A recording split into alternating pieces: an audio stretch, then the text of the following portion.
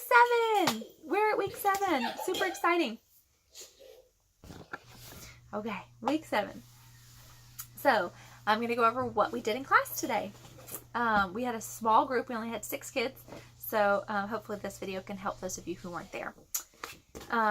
For geography, we did let me turn to the right page. For geography, we did the Roman Empire. And it was one of the easier weeks because it was spread out pretty well. So Hispania, Gaul, Germania, and then we came back over to Egypt to do Alexandria, and then we came west to do Carthage. And we just went over that a few times, and then I gave them each a piece of 5 pieces of candy corn, and they placed it on each part of the map, and then they were able to pull it off, and as I called out a name, they pulled it off, and when we were done with everything, they ate the candy, so it was super fun for them. Timeline. We did Jesus, the Messiah, so you do an M and make your sash, Jesus the Messiah. Pentecost in the early church, you point to your tongue, and then you do fire, because the tongue's the fire. Pentecost in the early church, so rock, sea on a rock, church is on a rock. Pentecost in the early church, persecution spreads the gospel. So the hands kind of act like they're fighting. You make a G and turn pages of the gospel. Persecution spreads the gospel. Herod's temple destroyed by Titus. So we're going to make the temple. It's a T on a rock.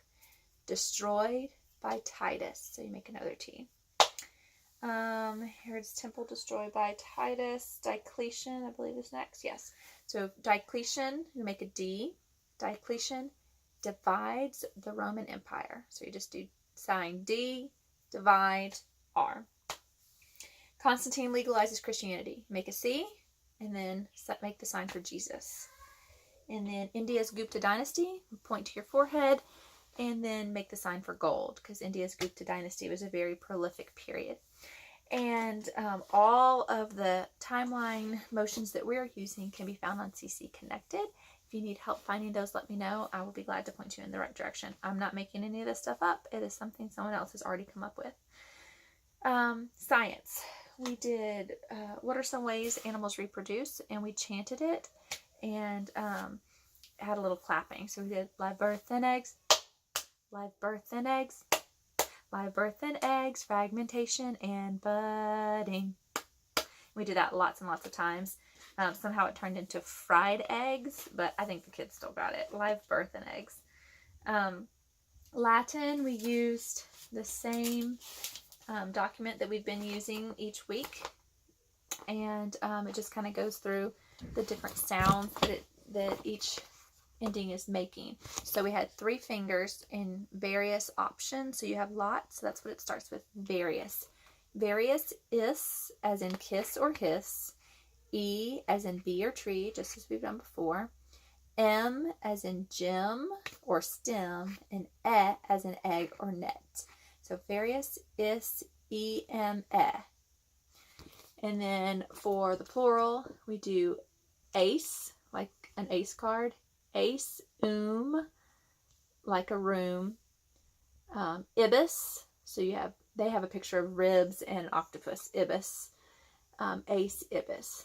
Ace, ibis, ace, ibis for your third declension plural noun endings. So we're going to go over, next week I'll try to come up with some fun ways for them to remember third declension and what it starts with. But that's just kind of an introduction of what the actual endings sound like. Next we went to history, and the sentence was about Hinduism and Buddhism.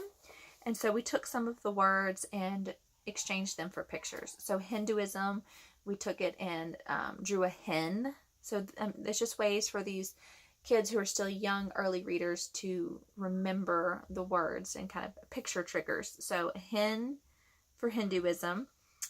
Karma, we drew a car. Reincarnation, one of the kids had a good idea to make a flag for like a nation, so we drew the American flag. Caste system, we drew a caste.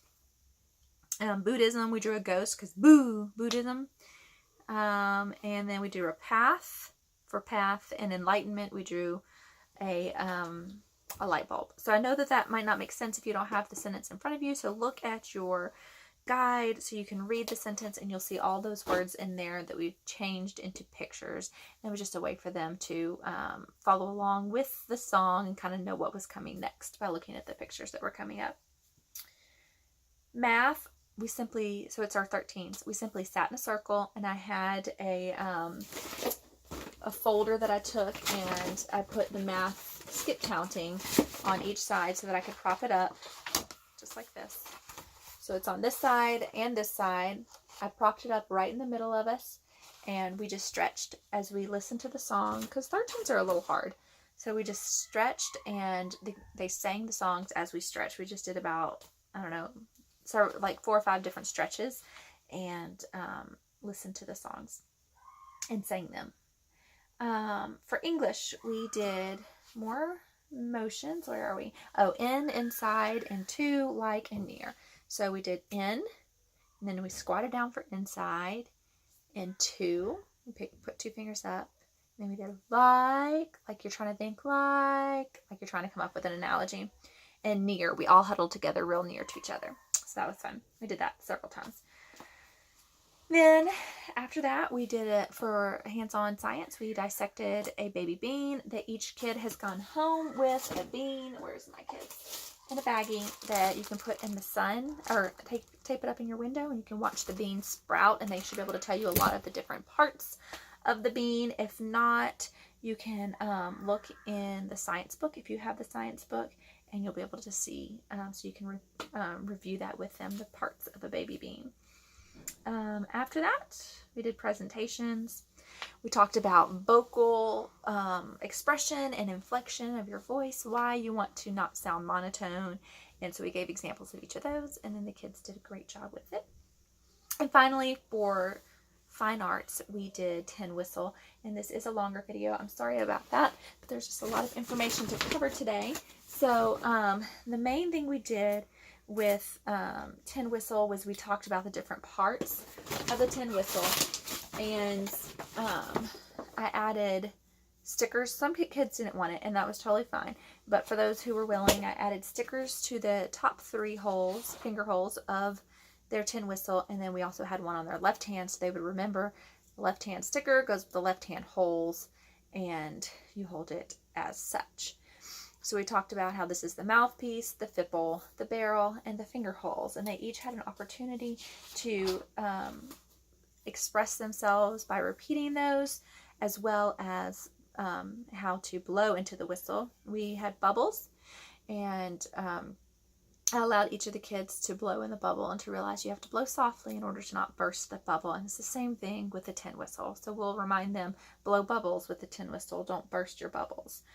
And we introduced the song Twinkle, Twinkle, Little Star, which is the song for this cycle that we will try to play as a class.